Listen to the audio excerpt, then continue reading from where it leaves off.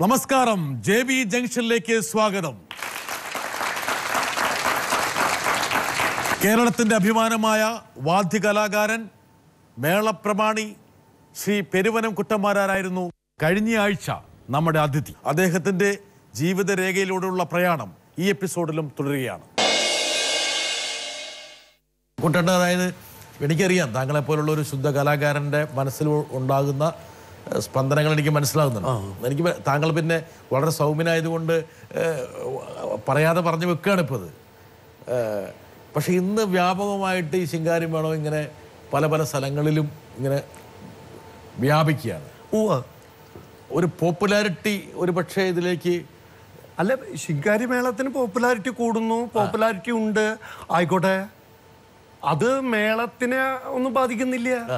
മേള കലാകാരനെയോ മേളത്തിനെയോ എലിഞ്ഞിത്ര മേളത്തിനെ അത് ബാധിക്കുമോ? ഒരിക്കലും ബാധിക്കില്ല. തൃപ്പൂണിത്തുറ ഉത്സവത്തിന് ബാധിക്കുമോ? പെരുവനം പൂരത്തിന് ബാധിക്കുമോ? ആറാട്ടുപുഴ പൂരത്തിന് ഇതിന്റെ കൂടെ വെക്കുക എന്നുള്ളതിനോട് താങ്കൾക്ക് യോജിപ്പില്ല? ഏത് ഈ പറഞ്ഞ പഞ്ചാരി മേളത്തോടും പാണ്ഡ്യമേളത്തോടൊപ്പം ഇതിനെ അതിൻ്റെ ഒപ്പം പ്രതിഷ്ഠിക്കേണ്ടതില്ലെന്നുള്ള. അല്ലല്ല, അത് രണ്ട് തരം അവതരണ ശൈലിയാണ്. കൃത്യമായ വേറൊരു കലാരൂപം എന്ന് വേണമെങ്കിൽ പറയാം. ഇതിലത്തെ ചില താളമൊക്കെ മനുഷ്യര് താളത്തേക്ക് നമ്മൾ ഉണ്ടാക്കുന്നതാണ്. അപ്പോൾ താളം 1, 1, 2, 1, 2, 3, 1, 2, 4 ഇങ്ങനെ 7, 8, 10 ഒക്കെ നമ്മൾ ഗണിച്ചുണ്ടാക്കുന്ന ഒരു അരിത്തമാറ്റിക്കാണ് താളം. കണക്കിൻ്റെ സംഖ്യകളാണ്. അപ്പോൾ ഈ പഞ്ചാരിയിൽ കാണുന്നത് 5-ാം കാലം, 6 അക്ഷരകാലത്തിൽ കൊട്ടുന്ന പഞ്ചാരിയുടെ 5-ാം കാലം. അവർ ശിങ്കാരി മേളം കൊട്ടുമ്പോൾ ഇടയ്ക്ക് അതിൽ ഒരു കഷ്ണം പീസ് ഇടും. അതേപോലെ പാണ്ഡ്യയുടെ ഒരു അംശം ചിലപ്പോൾ അവർ അതിൽ കൊട്ടുണ്ടാവും. അത് കേൾക്കുമ്പോൾ ഒരു രസമാണ്. പക്ഷെ എന്ന് വിചാരിച്ചിട്ട് പഞ്ചാരി മേള അല്ല അവർ കൊട്ടുന്നത്, അവർ ശിങ്കാരി മേളമാണ്. അതെ, ആ പഞ്ചാരി മേളാണെന്ന് പറഞ്ഞത് കേട്ടാൽ ഒരാളത് സമ്മതിക്കില്ല. അതിന് ശിങ്കാരി മേളമായിട്ട് കാണണം. അതിനൊരു തലമുണ്ട്, ആസ്വാദകരുണ്ട്, അതിന് പോപ്പുലാരിറ്റി കൂട്ടിട്ട് നിരവധി കലാകാരന്മാർ ആ രംഗത്ത് വരുന്നുണ്ട്. അവർക്കൊക്കെ ഉപജീവനം എന്ന് ഞാൻ പറയില്ല, അവരുടെയൊക്കെ മനസ്സിന്റെ സന്തോഷം. ഓരോരുത്തർക്കും ഉപജീവനം കൂടി ഉണ്ട്. അല്ല, അതിനേക്കാൾ സംതൃപ്തി. അവര് വളരെയധികം സന്തോഷവന്മാരാണ്. എല്ലാവർക്കും അവസരങ്ങൾ കിട്ടാൻ തുടങ്ങി. എന്നെ സംബന്ധിച്ച് നിരവധി നല്ല അവസരങ്ങൾ, നിറഞ്ഞ സദസ്സുകൾ ധാരാളം കിട്ടിയിട്ടുണ്ട്. അതെൻ്റെ ഒരു ഭാഗ്യമെന്ന് ഞാൻ ഫസ്റ്റ് പറഞ്ഞു. ഇതുപോലെ അവസരം കിട്ടാത്തവരിൽ എന്നേക്കാൾ വലിയ കലാകാരന്മാരുണ്ടാവും. അവർക്ക് ചിലപ്പോൾ അവസരം കിട്ടുകയാണെങ്കിൽ എന്നേക്കാൾ വലിയ കലാകാരന്മാരുണ്ടായേനെ. നമ്മൾ തിരിച്ചു വരുവാണ്, പെട്ടെന്ന് താങ്കളെ വേറൊരു തരത്തിലേക്ക് നയിക്കുകയാണ്. പെരുവനം ക്ഷേത്രത്തിലെ നടവഴിയാണ് പഞ്ചാരി മേളത്തിൻ്റെ ഈറ്റില്ലമായി മേള ആസ്വാദകരും മേള കലാകാരന്മാരും ഇതുവരെ കണക്കാക്കി പോരുന്നത്. ചേർപ്പ് ഭഗവതിയുടെ പ്രസിദ്ധമായ പെരുവനം നടവഴിയിലെ പഞ്ചാരി മേളത്തിലെ സജീവ സാന്നിധ്യമാണ് ശ്രീ പെരുവനം കുട്ടന്മാരാർ. കഴിഞ്ഞ 40 വർഷമായി, അതിൽ തന്നെ കഴിഞ്ഞ 25 വർഷമായി കുട്ടേട്ടനാണ് ഞങ്ങളുടെ മേളത്തിൻ്റെ പ്രമാണിത്വം വഹിച്ചു പോരുന്നതും. പ്രതിഫലത്തിൻ്റെ വലിപ്പച്ചെറുപ്പമൊന്നും കണക്കാക്കാതെ തന്നെ എല്ലാ വർഷവും അതിഗംഭീരമായി തന്നെയാണ് ശ്രീ പെരുവനം കുട്ടന്മാരാരും അദ്ദേഹത്തിൻ്റെ സഹപ്രവർത്തകരും ഈ മേളങ്ങൾ നടത്തിപ്പോരുന്നത്. പ്രത്യേകിച്ച് പെരുവനം നടവഴിയിലെ പഞ്ചാരി മേളം അത് കൊട്ടുമ്പോൾ അദ്ദേഹത്തിന് പ്രത്യേക എനർജി ലെവലുള്ളതായിട്ട് ഞങ്ങൾക്ക് പലപ്പോഴും തോന്നിയിട്ടുണ്ട്. അതിനെക്കുറിച്ച് ഒന്ന് പറഞ്ഞാൽ നന്നായിരുന്നു. പെരുവനമാണ് ഒരുപക്ഷെ താങ്കൾ നേരത്തെ പറഞ്ഞു എല്ലാം തുല്യമാണെന്ന് താങ്കൾ പറഞ്ഞാൽ പോലും പെരുവനത്ത് താങ്കൾ പെരുക്കുമ്പോൾ ഉണ്ടാകുന്ന താങ്കളുടെ ശരീരത്തിലുണ്ടാകുന്ന ശരീരഭാഷയിലുണ്ടാകുന്ന മാറ്റം അത് ശ്രദ്ധേയമാണ് എന്ന് പറയുന്നു. ഈ ഒരു ഭൂപ്രദേശം താങ്കൾക്ക് തരുന്ന ഒരു വല്ലാത്തൊരു പ്രചോദനം, എനർജി, ഊർജം, അത് മറ്റു സ്ഥലങ്ങളിൽ നിന്ന് കിട്ടുമെന്ന് പറയാൻ പറ്റുമോ കുട്ടേട്ടാ? കുറച്ചുകൂടി നോക്കൂ. അതെ, അങ്ങോട്ട് നോക്കൂ. ആദ്യം കണ്ടത് നടുക്കുളങ്ങര ക്ഷേത്രവും ഇപ്പം കാണുന്നത് പെരുവന ക്ഷേത്രവുമാണ്. ഈ പെരുവന ക്ഷേത്രത്തിൻ്റെ ഇത് പടിഞ്ഞാറ് നടയാണ്. ഇതിൻ്റെ കിഴക്കേ നടവഴിയാണ് നമ്മൾ കണ്ടത്. ആ സ്ലോപ്പിൽ ഇറങ്ങി നിന്ന് 2 ഭാഗത്തും തിണ്ണ കെട്ടി നിർത്തിക്കുകയാണ്. ആ നടവഴി, കിഴക്കേ നടവഴി നമ്മൾ കണ്ടു. ആ കിഴക്കേ നടവഴിയിൽ ഈ തിണ്ണകളുടെ ഉള്ളിൽ 7 ആനയെ നിൽക്കാൻ പറ്റുള്ളൂ. 7 ആന നിൽക്കാനുള്ള സ്ഥലം കണക്കാക്കി അപ്പുറത്ത് സ്റ്റേഡിയം പോലെ തിണ്ണ കെട്ടിയിരിക്കുക കൊല്ലങ്ങൾക്ക് മുമ്പ്. ഈ തിണ്ണയുടെ മുകളിൽ ജനങ്ങൾ, audience, stadium, open air stadium പണ്ടത്തെ, അതാണ് പെരുവനം നടവഴി. ആ നടവഴിയിൽ 7 ആന നിൽക്കുന്നു. 7 ആനയുടെ നടുവിലത്തെ ആനയുടെ ശിരസിൽ ഭഗവതി അല്ലെങ്കിൽ ശാസ്താവ് എഴുന്നള്ളി വരുമ്പോൾ നേരെ മുമ്പിൽ മേളം നിൽക്കുകയാണ്. 15 ചെണ്ടക്കാർ നിന്നാൽ ഈ നടവഴിയുടെ 2 ഭാഗം മുട്ടും. 16-ാമതൊരു ചെണ്ട നിൽക്കാൻ സ്ഥലമില്ല. 15 ചെണ്ട നിന്ന പാകം. ഇതിൻ്റെ മുന്നിൽ 15 കുഴൽ, 15 കൊമ്പ്, പിന്നിൽ നിരകളായിട്ട് അതിന് തുല്യമുള്ള വലന്തല എലത്താളം. ഇങ്ങനെ ഒരു സംവിധാന ക്രമത്തിൽ പണ്ട് മുതൽ പഞ്ചാരിമേളം ചിട്ടപ്പെടുത്തുകയും അത് അവതരിപ്പിക്കുകയും ചെയ്തിരുന്ന സ്ഥലമാണ് പെരുവനം നടവഴി. അത് പെരുവനം നടവഴിയിലാണ് പഞ്ചാരിമേളത്തിൻ്റെ ഈറ്റില്ല. ഇന്നിപ്പോൾ ചാത്തക്കുടത്തിൻ്റെ പൂരത്തിനും ഊരകത്തമ്മതുരടിയുടെ പൂരത്തിനും ചേർപ്പ് ഭഗവതിയുടെ പൂരത്തിനും പഞ്ചാരിമേളം നടക്കുന്ന സ്ഥലമാണ്. 3 പൂരം ഒരു സന്ധ്യ തുടങ്ങി വിളിച്ചാവുന്നവരെ 3 പഞ്ചാരി. തുടക്കത്തിൽ ചാത്തക്കുടത്ത് ശാസ്താവിൻ്റെ പഞ്ചാരി, അത് കഴിഞ്ഞാൽ ഊരകത്തമ്മതുരടിയുടെ പഞ്ചാരി. വെളുപ്പാങ്കാലത്ത് ബ്രഹ്മമുഹൂർത്തത്തിൽ ചേർപ്പ് ഭഗവതി വീണ്ടും പഞ്ചാരിമേളം വരികയാണ്. 3 കൊട്ടുന്നത് മേളം പഞ്ചാരി തന്നെ. കൊട്ടുന്ന കലാകാരന്മാർ കുറച്ച് മാറും എന്ന് മാത്രം. ഇതിന് മുന്നോടിയായി ഒരു പാണ്ഡിമേളവും ഉണ്ട് അവിടെ. ആറാട്ടുപുഴ ശാസ്താവ് മാത്രം ആ നടവഴിയിൽ പാണ്ഡിമേളമായിട്ടാണ് നടത്തുന്നത്. ഈ മേളത്തിൻ്റെ സംവിധാനം 15 ചെണ്ടയ്ക്ക് അതിന് വേണ്ട പ്രൊപ്പോർഷനേറ്റ് ആയിട്ട് കൊമ്പ്, കുഴല്, എലത്താളം, വലന്തല ചെണ്ടകൾ, ഇത് ആവശ്യത്തിനുള്ള പോലെ അവിടെ കൃത്യമായിട്ടും ഉണ്ടാവും. സമയം ക്ലിപ്തത, 3 മണിക്കൂർ സമയത്തിൽ കൂടുതൽ കൊട്ടാൻ സന്ദർഭമില്ല. 4 പൂരം കഴിയണം 12 മണിക്കൂറിൽ. അപ്പം 3 മണിക്കൂറേ ഉള്ളൂ. സന്ധ്യയ്ക്ക് വൈകിട്ട് 7 മണിക്ക് തുടങ്ങിയാൽ പിറ്റേ ദിവസം വെളുപ്പാങ്കാലത്ത് വെളിച്ചാകുമ്പോൾ 7 മണി വരെ പൂരം നീളുന്നു. ഇങ്ങനെ ചിട്ടയായിട്ട് നടക്കുന്ന പൂരമായതുകൊണ്ട് പണ്ട് മുതൽ തന്നെ മേളത്തിൻ്റെ ശബ്ദം നിലനിർത്താൻ, ആസ്വാദകർക്ക് കാണാനുള്ള സൗകര്യം, ശബ്ദം നിലനിർത്താൻ, അതുപോലെ എഴുന്നള്ളിപ്പ്, ആന തലക്കെട്ട്, ചമയങ്ങളുടെയൊക്കെ ഭംഗി ആസ്വദിക്കാൻ ഇങ്ങനെ ശാസ്ത്രീയമായി ചിട്ടപ്പെടുത്തിയ പൂരമാണ് പെരുവനാറാട്ടുപുഴ പൂരം. ഈ ആനകളുടെ തലക്കെട്ട്, ഈ വെഞ്ചാമര, പട്ടുകുട തുടങ്ങിയ ഈ എല്ലാ പദ്ധതികളും ആവിഷ്കരിച്ചത് പെരുവനം പൂരത്തിൽ നിന്നാണ് കേട്ടിട്ടുണ്ട്. ഇപ്പോഴത്തെ നവീന രീതിയിൽ പണ്ടൊക്കെ സ്വർണ്ണമായിരുന്നു, വാല്യുബിൾസാണ്, ഒക്കെ രത്നം പതിച്ചതും സ്വർണം പതിച്ച തലക്കെട്ട ക്ഷേത്രങ്ങളിൽ. പക്ഷേ ഇന്നിപ്പോൾ പകുതി ഇമിറ്റേഷനാണ് അതിൽ. പക്ഷേ രത്നത്തേക്കാൾ ഭംഗിയുള്ള തലക്കെട്ടുകൾ ഇമിറ്റേഷനിൽ സർവ്വസാധാരണമാണ് സമൂഹത്തിൽ മുഴുവൻ. പ്രത്യേകിച്ചും കിരങ്ങാട് മനക്കിലെ നമ്പൂതിരിമാർ ആനയ്ക്ക് തലക്കെട്ട് ചിട്ടപ്പെടുത്തി പെരുവനം പൂരത്തിന് വേണ്ടിയിട്ടാണ്. അപ്പം ശാസ്ത്രീയമായി റിസർച്ചുകൾ നടന്ന പൂരമാണ് പെരുവനം പൂരം.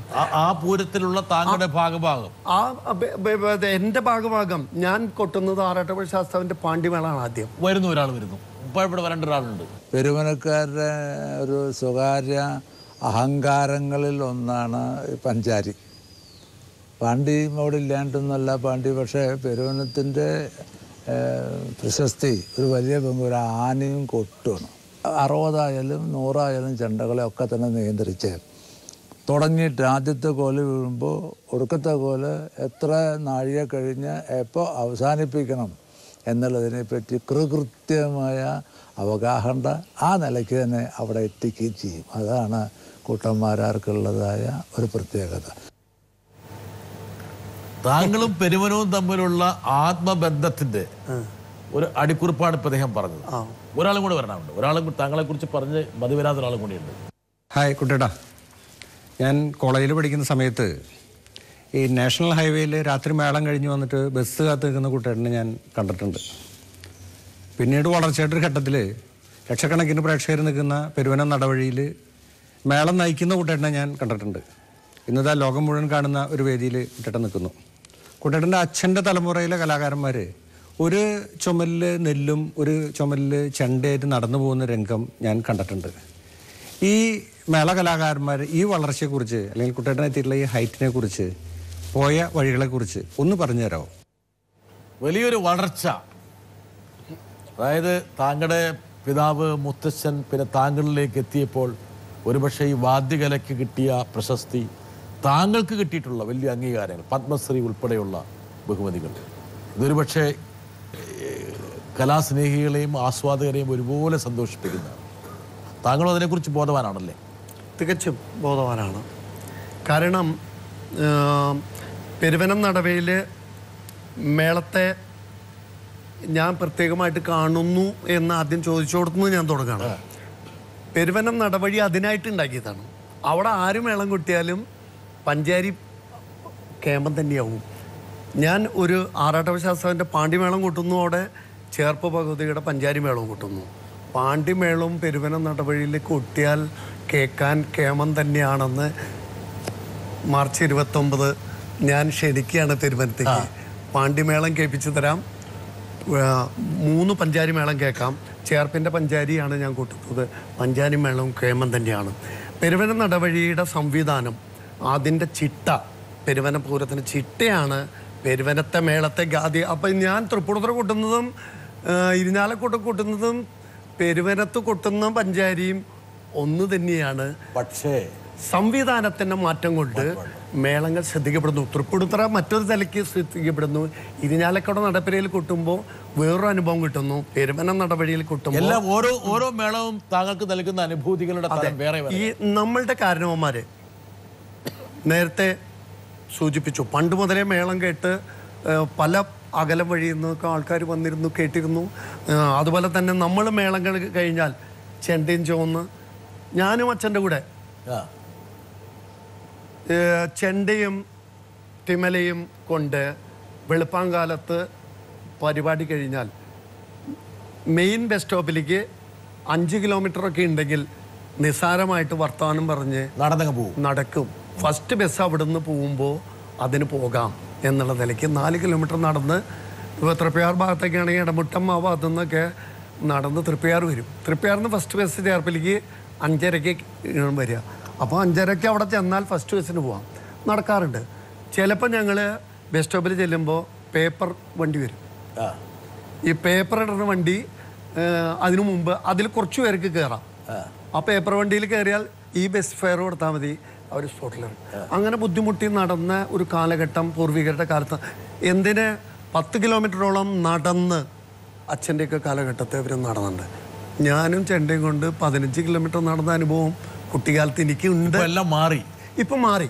ഇപ്പോൾ 2 വീലറില്ലാത്ത കലാകാരന്മാരില്ല, 4 വീലറുള്ള കലാകാരന്മാർ ധാരാളമാണ്. സൗകര്യങ്ങൾ ഏറെയാണ്, അംഗീകാരങ്ങൾ ഒരുപാടാണ്. ആസ്വാദകർ ലോകത്തെമ്പാടുമായി. മീഡിയാസ് ഞങ്ങളെ എത്രയധികം പ്രൊമോട്ട് ചെയ്യണമെന്ന് പറഞ്ഞാൽ അവരെ ഞങ്ങൾ സാഷ്ടാംഗം നമസ്കരിക്കണം. കാരണം എന്താ വെച്ചാൽ ഈ മേളത്തെ പ്രൊമോട്ട് ചെയ്യുന്നതിൽ പത്രമാധ്യമങ്ങളും ദൃശ്യമാധ്യമങ്ങളും വളരെയധികം കലാകാരനെ കൂടുതൽ തിരിച്ചറിയണു.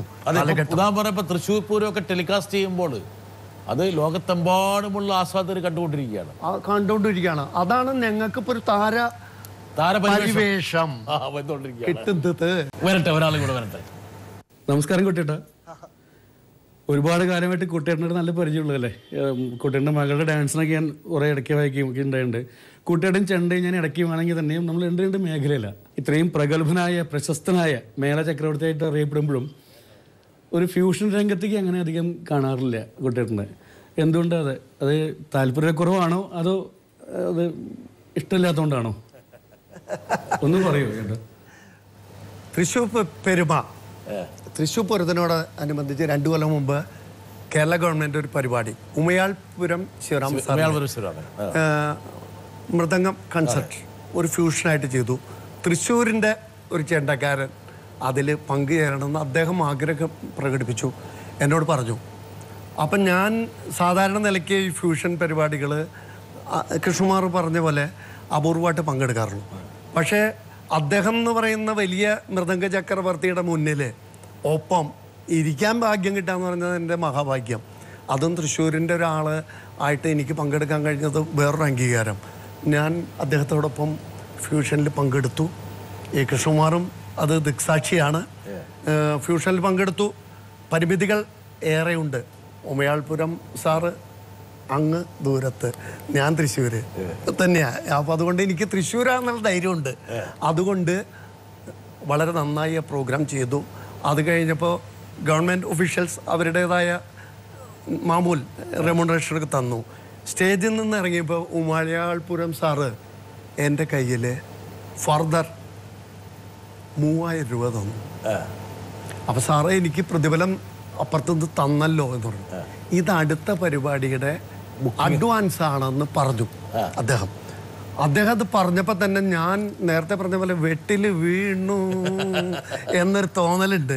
ദൈവാധീനം കൊണ്ട് ഇതുവരെ എന്നെ ഡേറ്റ് തന്നിട്ടില്ല ആള്.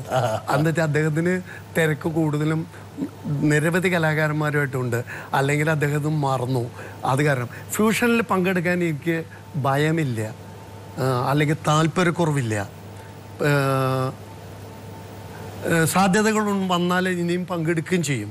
ഫ്യൂഷനെ ഞാൻ നേരത്തെ പറഞ്ഞ പോലെ ആ കലാരൂപത്തെ അല്ലെങ്കിൽ ആ അവതരണത്തെ നല്ല തലത്തിൽ കാണാനും നല്ല തലങ്ങളുണ്ട്. നല്ല പ്രഗത്ഭരായ കലാകാരന്മാർ ഒത്തുചേർന്നാൽ അതിന് മഹത്വം വളരെ കൂടുതലാണ്. പ്രത്യേകിച്ചും ഇന്നാൾ ഈ കവിത കൃഷ്ണമൂർത്തി, അങ്ങനെ അവരുടെ ഭർത്താവ് ഒക്കെ ചേർന്ന് സുബ്രഹ്മണ്യ സാറ് വയലിൻ, എന്താണ് 2 മണിക്കൂർ സമയം ആ ഫ്യൂഷൻ കാണുമ്പോഴത്തെ അതിൻ്റെ ഒരു അനുഭൂതി.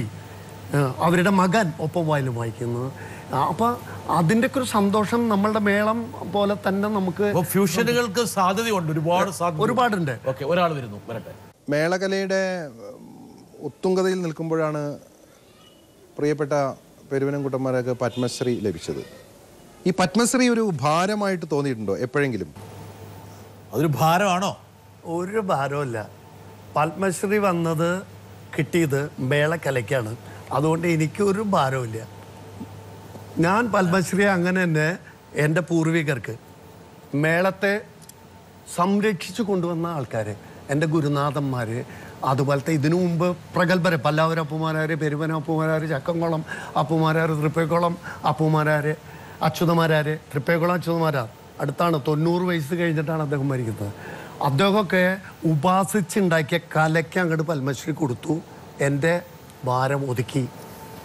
ഇതാണ് താങ്കൾ ആ ബഹുമതി വാങ്ങുന്നു എന്ന ചിത്രമാണ്. താങ്കളെ ഈ ഒരു അംഗീകാരമൊന്നും താങ്കളെ സ്പർശിച്ചിട്ടേ ഇല്ല? ഒരിക്കലുമില്ല. ജനങ്ങളുടെ ഇടയിൽ എനിക്ക് സ്വാധീനം വർദ്ധിപ്പിച്ചിട്ടുണ്ട്. അവരുടെ സ്നേഹം കൂടുതൽ കിട്ടി തുടങ്ങിയിട്ടുണ്ട്. ആ സന്തോഷം പങ്കുവയ്ക്കുന്നില്ല, ചാരിതാർത്ഥ്യം ഉണ്ടായിരിക്കും. ഒരു പടം ഞാൻ കാണിച്ചുതരാം.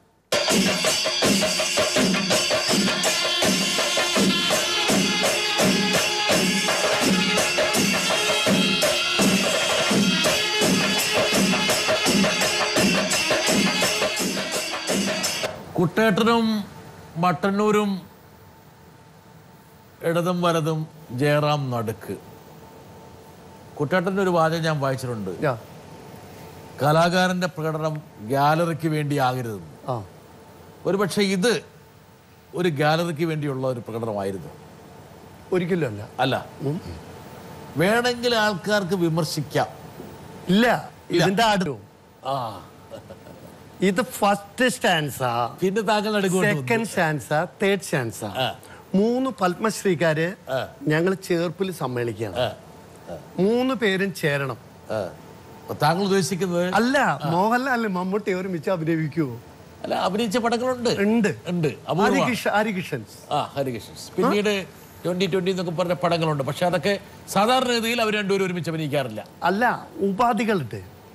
ഞാൻ എൻ്റെ മനസ്സിൽ കാണുന്നത് ഹരികൃഷ്ണൻസ് അവര് തുല്യ റാങ്കോട് കൂടിയിട്ട് അങ്ങനെ അഭിനയിച്ച് ഇങ്ങനെ ഉയരാണ്. പക്ഷെ കുട്ടേട്ടാ, എനിക്കൊരു ചോദ്യം. അതായത് ഈ മേളക്കലയിൽ അല്ലെങ്കിൽ വാദ്യകലയിൽ താങ്കളും മമ്മൂട്ടി മോഹൻലാലും പോലെ അല്ലല്ലോ താങ്കളും ജയറാമും, മറ്റേ അതുപോലെ മട്ടന്നൂരും താങ്കളും ജയറാമും. അല്ല, ഞാൻ മട്ടന്നൂരിനെ എന്റെ തുല്യം തന്നെ ഞാൻ കാണും. അതെ, മനസ്സിലായോ?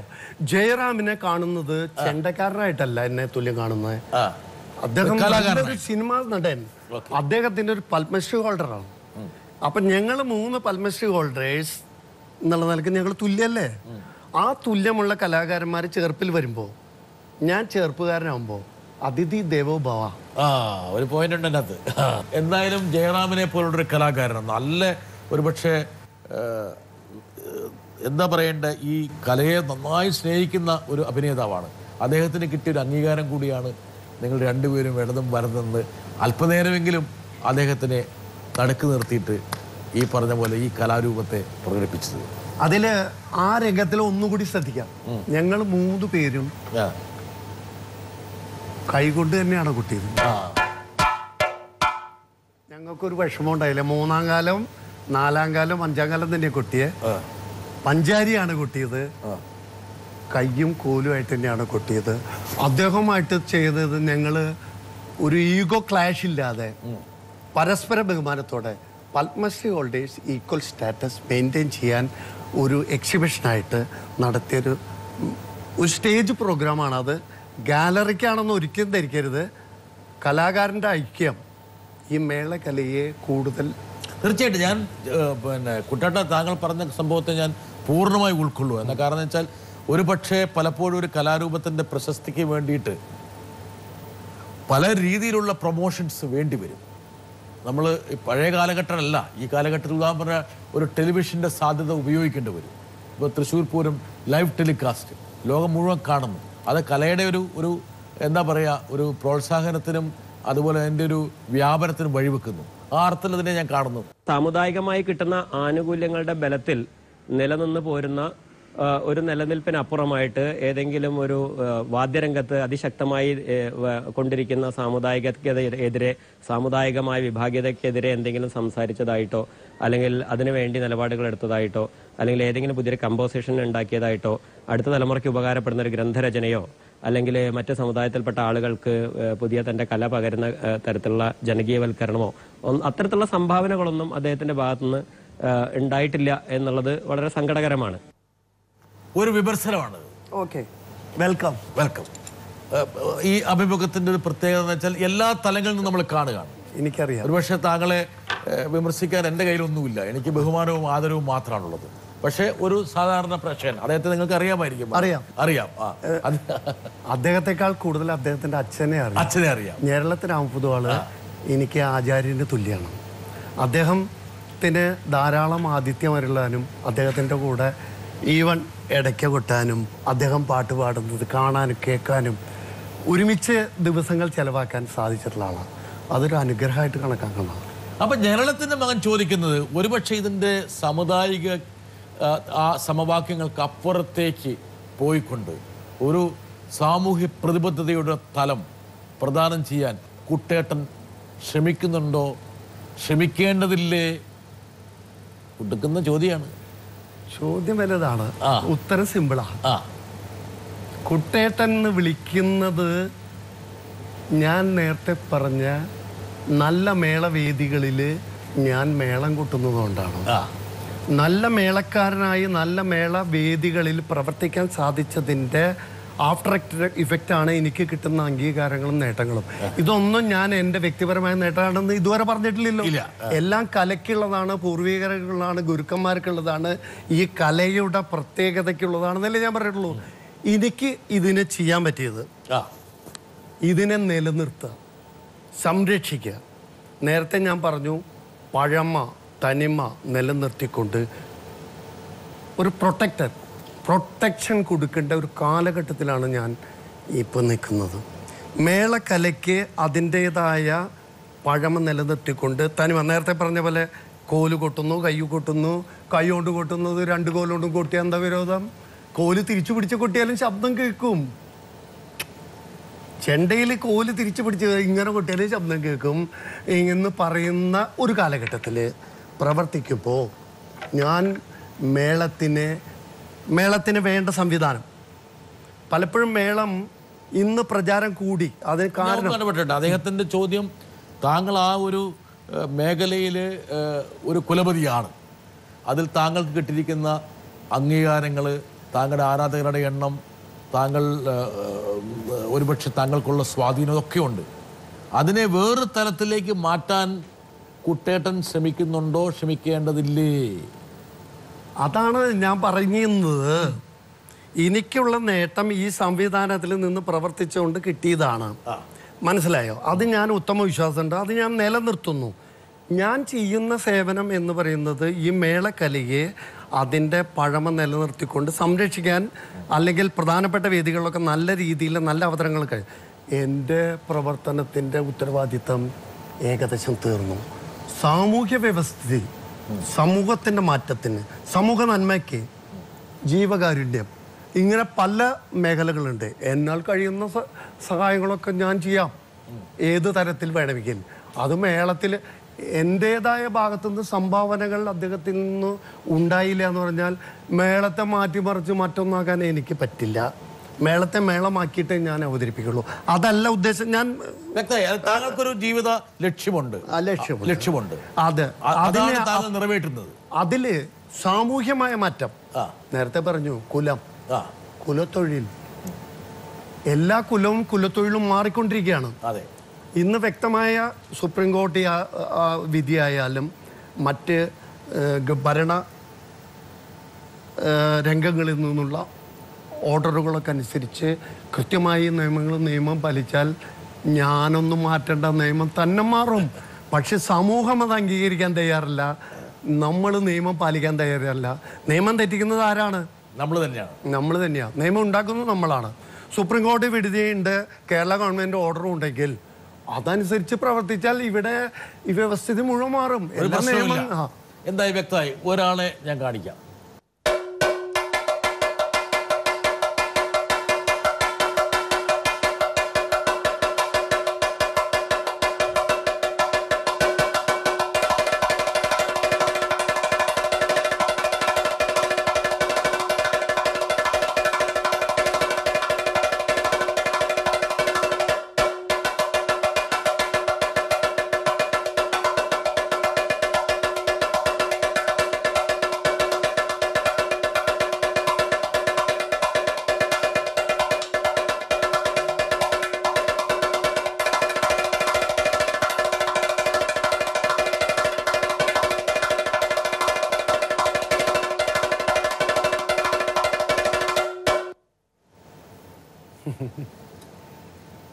ആരാണ് കുട്ടട്ട?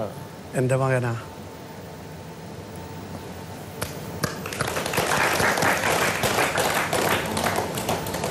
ഒരച്ഛനോടുള്ള ബഹുമാനമാണ് ഇപ്പം മകൻ ഇവിടെ കാണിച്ചത്. എത്ര മാർക്ക് കൊടുത്തു കുട്ടട്ടൻ? എത്ര മാർക്ക് കൊടുക്കും? 100. 100-ൽ 100.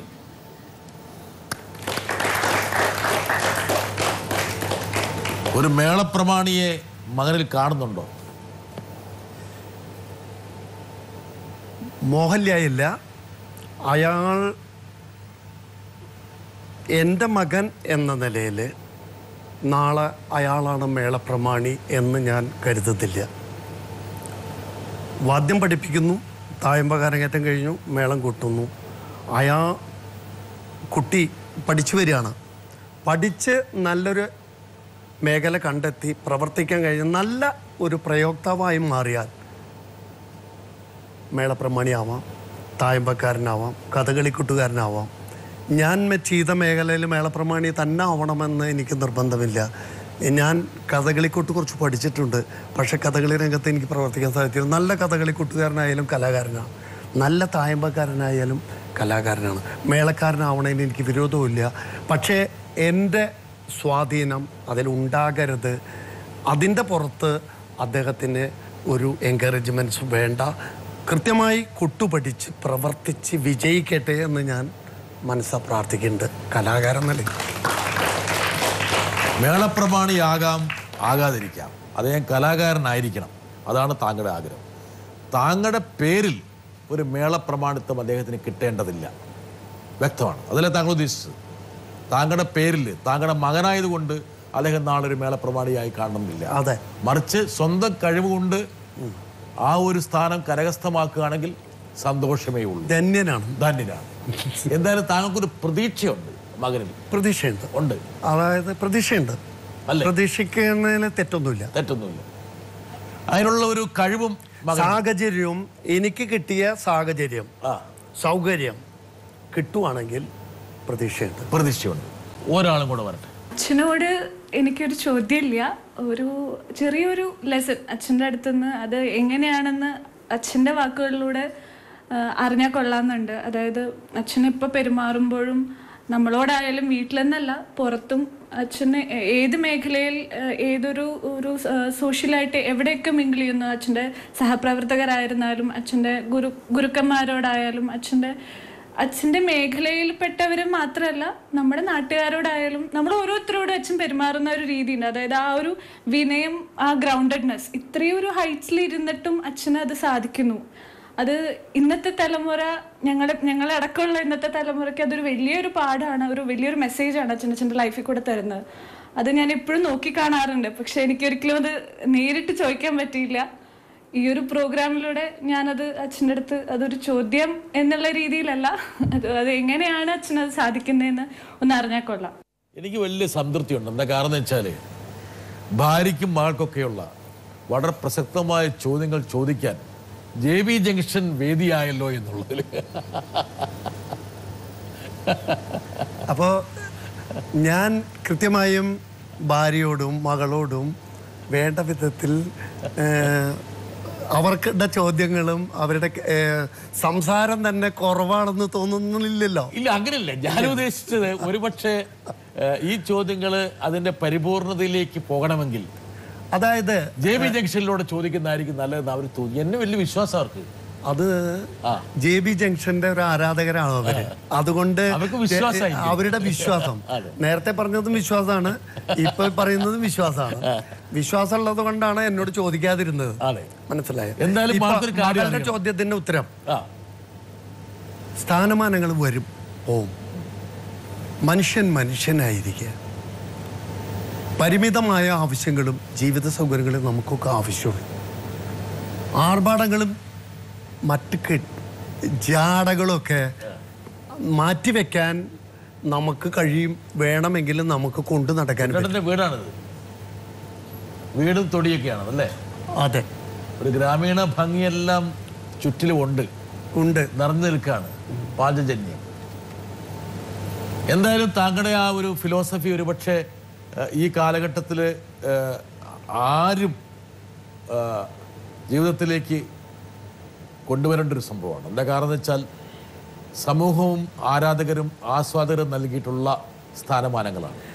ഞാൻ ആസ്വാദകരിൽ നിന്നും അകന്നു പോകാൻ ആഗ്രഹിക്കുന്നില്ല. അവർ കൂടായിട്ട് അടുക്കാനാണ് എൻ്റെ പ്രശസ്തി ഉപകരിക്കുന്നത്. അത് വേണ്ടിടത്തോളം അടുക്കാനാണ് ഞാൻ ശ്രമിക്കുന്നത്. സാധാരണക്കാരുടെ അടുത്ത് ചെല്ലാൻ സ്വാതന്ത്ര്യം. നമ്മുടെ നാട്ടിലുള്ള പഴഞ്ചൊല്ല് നിറകുണം തുളുമ്പാറില്ലായിരുന്നു. ഒന്നുകൂടി ഉണ്ട്, ചെറുത് എവിടെയും കൊള്ളും, വലുതായ എന്തെങ്കിലും കൊള്ളില്ല. അപ്പോൾ ഇത്തിരി ചെറുതായി ഇരുന്നാൽ അതിനേക്കാളും നല്ലത് താങ്കൾക്ക് ചേരുന്നത് ഞാൻ ആദ്യം പറഞ്ഞ ഉപമ അതന്നെയാണ്, നിറകുണം തുളുമ്പില്ല എന്നുള്ളത്. അതാണ് ഒരു തൃശ്ശൂർക്കാരനെ കൂടി നമ്മൾ ഈ ഒരു പരിപാടിയിലേക്ക് കൊണ്ടുവന്ന് നമുക്കിതിൻ്റെ അവസാന ഘട്ടത്തിലേക്ക് കിടക്കാം. വരട്ടെ. നൂറുകണക്കിന് ചെണ്ടകളും കുറുങ്കുഴലും ഇലത്താളവും കൊമ്പും ഒക്കെ ചേർന്നുകൊണ്ട് പാണ്ഡ്യമേളമോ പഞ്ചാരി മേളമോ അവതരിപ്പിക്കുന്നു. ഈ കലയെക്കുറിച്ച് സമഗ്രമായി അടുത്ത തലമുറയ്ക്ക് അല്ലെങ്കിൽ മേളപ്രേമികൾക്ക് മനസ്സിലാക്കി കൊടുക്കാൻ വേണ്ടി TV-യിലോ അതല്ലെങ്കിൽ ഏതെങ്കിലും മാധ്യമത്തിലൂടെ ഇത് പഠിപ്പിക്കാൻ വേണ്ടിയുള്ള എന്തെങ്കിലും പദ്ധതികൾ ആസൂത്രണം ചെയ്യാൻ ഉദ്ദേശിക്കുന്നുണ്ടോ? അതല്ലെങ്കിൽ ഇതിനെക്കുറിച്ചൊരു ബൃഹത്തായ ഒരു ഗ്രന്ഥം എഴുതാൻ എപ്പോഴെങ്കിലും തോന്നിയിട്ടുണ്ടോ? കുട്ടിയുടെ വളരെ പ്രസക്തമായ ചോദ്യം. എന്താ കാരണം വെച്ചാൽ ഒരുപക്ഷെ താങ്കളെ പോലുള്ള കലാകാരന്മാരൊക്കെ വളർന്നു വന്നത് ആദ്യം പ്രാക്ടിക്കൽ പഠിച്ചിട്ടാണ്, പിന്നീടാണ് തിയറിയിലേക്ക് പോയത് അല്ലേ? അങ്ങനെയല്ലേ താങ്കളെപ്പോലുള്ള ആൾക്കാർ? ഒരുപക്ഷെ കുലത്തൊഴിലിൻ്റെ ഭാഗം അതാണ്, പ്രാക്ടിക്കലാണ്. പിന്നീടാണ് അതിൻ്റെ ഇക്കുമത്ത് വരുന്നത്. അതിനപ്പുറത്ത് ഒരുപക്ഷെ തിയറി സ്ട്രോങ് ആയിക്കൊണ്ട് പ്രാക്ടിക്കലിലേക്ക് വരേണ്ട ഒരു കാലഘട്ടമാണ് ഇപ്പോഴുള്ള കാലഘട്ടം. ജയരാജ് പറഞ്ഞതുപോലെ താങ്കൾ പഠിച്ച താങ്കളുടെ അറിവിൻ്റെ ഒരു വലിയൊരു ഒരു വിസ്തൃതമായൊരു ഇടമുണ്ട്. അത് കുറച്ച് വരും തലമുറയ്ക്ക് പകർന്നു കൊടുക്കാനുള്ള എന്തെങ്കിലും ഒരു ആഗ്രഹം അല്ലെങ്കിൽ സംവിധാനം ഉണ്ടാകുമോ? അല്ലെ അങ്ങനെ ഒരു പരിപാടി ഉണ്ടോ? പെരുവനം അപ്പുമാരാർ വാദ്യകലാ ക്ഷേത്രം എന്ന് പറഞ്ഞ് ഒരു കലാസമിതി കുറച്ചു കാലമായിട്ട് തുടങ്ങി. അത് കുറച്ചു പേരെയൊക്കെ കൂട്ടുപിടിപ്പിച്ചു. അതിൽ പലരും എൻ്റെ കൂടെ തന്നെ പ്രവർത്തിക്കാൻ പാകത്തിന് എൻ്റെ കൂടെ പ്രവർത്തിക്കുന്നുണ്ട്. ഇപ്പോൾ ഈ പറഞ്ഞ പോലെ കാര്യമായിട്ട് ഞാൻ പഠിപ്പിക്കുന്നില്ല. അത് പ്രവർത്തനം കുറവാണ്. കാരണം എന്താ വെച്ചാൽ നിരവധി കുട്ടികളെ പെരുമരുത്ത് തന്നെ മറ്റു പലരും പഠിപ്പിക്കുന്നുണ്ട്. അപ്പോൾ പഠിപ്പിക്കുന്ന രംഗം അവിടെ സജീവമാണ്. പെരുമനത്ത് വന്നാൽ ഇപ്പോൾ ഒരു പുളിമുട്ടിയുമായി ഓരോ വീടിൻ്റെ പടിയിൽ നിന്നും ഓരോ കുട്ടി ഇറങ്ങുന്നത് കാണാം. അവിടെ പഠിക്കാനുള്ള സൗകര്യമുണ്ട്. അപ്പോൾ പഠിക്കാൻ സൗകര്യമില്ലാത്ത സമയത്ത് ഞാൻ പഠിപ്പിച്ചിരുന്നു. ഇപ്പോൾ പരിപാടികളുടെ തിരക്ക് കാരണം കൊണ്ടും എൻ്റെ അസൗകര്യങ്ങൾ മൂലം പഠിപ്പിക്കാൻ പറ്റുന്നില്ല. മകനെ ഞാൻ മേളം കൊട്ട് പഠിപ്പിക്കുന്നു, കൂടെ 2-3 കുട്ടികൾ കൊട്ട് പഠിക്കുന്നുണ്ട്, കുറേശ്ശെ പഠിപ്പിക്കുന്നുണ്ട്. തായമ്പ പഠിപ്പിക്കുന്നത് മകനെ തന്നെ വേറൊരാളാണ് പഠിപ്പിക്കുന്നത്. ആഴ്ചയിൽ 2 ദിവസം വന്ന് മൂർക്കനാട് ദിനേശ് വാര്യർ പറഞ്ഞ് ഒരു ചെറുപ്പ കലാകാരനാണ്, +2 അധ്യാപകനാണ്. അപ്പോൾ അദ്ദേഹത്തിൻ്റെ അധ്യാപനത്തിൻ്റെ സിസ്റ്റവും അറിയാം. പഠിപ്പിക്കുന്നത് മകനെ വരെ പഠിപ്പിക്കുന്നത് വേറൊരാൾ പഠിപ്പിക്കുന്നു. എനിക്ക് പഠിപ്പിക്കാറിയാണ്ടല്ല, ഞാൻ ഇത്തിരി മടിയുണ്ട്, അല്പസമയം ഉണ്ടെങ്കിൽ ഇത്തിരി വിശ്രമിക്കുക, അതും കൂടിയും പഠിപ്പിക്കാനായിട്ട് മാറ്റുക. അപ്പോൾ ഇനി കുറച്ചും കൂടി കഴിഞ്ഞാൽ പൂർണ്ണ വിശ്രമം എന്നുള്ള ഒരു അവസ്ഥ വരുന്ന സാഹചര്യത്തിൽ എനിക്ക് എൻ്റെ മനസ്സിലുള്ള ഒരേ ഒരു ആഗ്രഹം എന്നിലുള്ള കല മറ്റുള്ളവർക്ക് പകർന്നു കൊടുക്കലാണ്. താങ്കളിൽ നിന്ന് ഒരു ബൃഹത്തായിട്ടുള്ള കനപ്പെട്ട ഗ്രന്ഥം ഒരുപക്ഷെ സമൂഹം പ്രതീക്ഷിക്കുകയാണ്. നമുക്ക് ഈ ഒരു പരിപാടി അവസാനിപ്പിക്കേണ്ട സമയമായിരിക്കുന്നു. എനിക്ക് ഒരുപാട് കാര്യങ്ങൾ ഇനിയും ചോദിക്കണമെന്നുണ്ട്. പക്ഷെങ്കിൽ ഒരു ടെലിവിഷൻ പരിപാടിക്ക് താങ്കൾ പറഞ്ഞ ഒരു മേളത്തിലുള്ള പരിധിയും പരിമിതിയും ഈ പരിപാടിക്ക് ഉണ്ട്. തുടങ്ങുന്നത് എവിടെയാണ്, അവസാനിക്കുന്നത് എവിടെയെക്കുറിച്ചൊരു ധാരണയുണ്ട്. പക്ഷെ അതൊക്കെ തെറ്റി കുറേ കൂടെ അങ്ങ് പോയി കഴിഞ്ഞിരിക്കുന്നു. എന്തായാലും ഒരു പെരുക്കത്തിൽ നമുക്ക് അവസാനിപ്പിക്കാം. ഇത്രയും നേരം ഞങ്ങളുമായിട്ട് താങ്കളുടെ മനസ്സ് തുറന്നു വെച്ചതിന് വലിയ നന്ദി, കൃതജ്ഞത. അവസാനം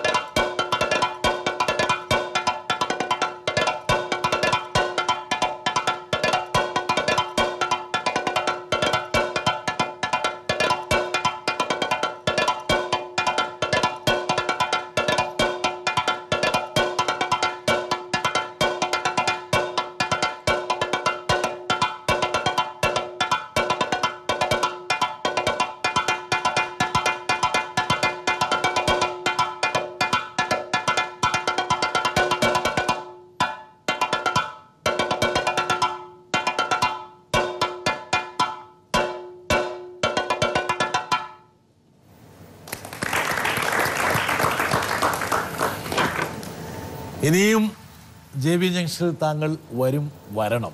ഒരുപക്ഷെ നമ്മളിന്ന് ഞാൻ ചോദിക്കാൻ ബാക്കി വെച്ച ഒരുപാട് കാര്യങ്ങൾ അടുത്ത JB ജംഗ്ഷനിൽ ചോദിക്കുകയും അതിന് മിഴിവുള്ള സാർത്ഥകമായിട്ടുള്ള പ്രതികരണം താങ്കളിൽ നിന്ന് എനിക്ക് ലഭിക്കുമെന്ന് എനിക്ക് ഉറപ്പുണ്ട്.